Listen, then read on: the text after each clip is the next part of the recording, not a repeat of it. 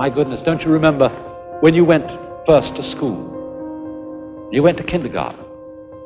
And in kindergarten, the idea was to push along so that you could get into first grade, and then push along so that you could get into second grade, third grade, and so on, going up and up. And then you went to high school, and this was a great transition in life. And now the pressure is being put on. You must get ahead.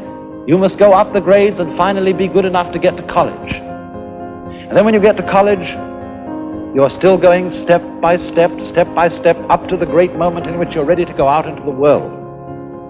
And then when you get out into this famous world comes the struggle for success in profession or business. And again, there seems to be a ladder before you, something for which you're reaching all the time. And then, suddenly, when you're about 40 or 45 years old in the middle of life, you wake up one day and say, huh? I've arrived. And by Jove, I feel pretty much the same as I've always felt. In fact, I'm not so sure that I don't feel a little bit cheated. Because you see, you were fooled. You were always living for somewhere where you aren't.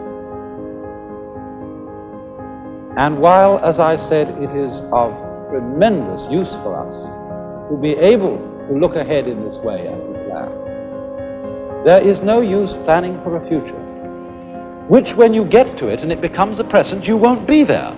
You'll be living in some other future which hasn't yet arrived.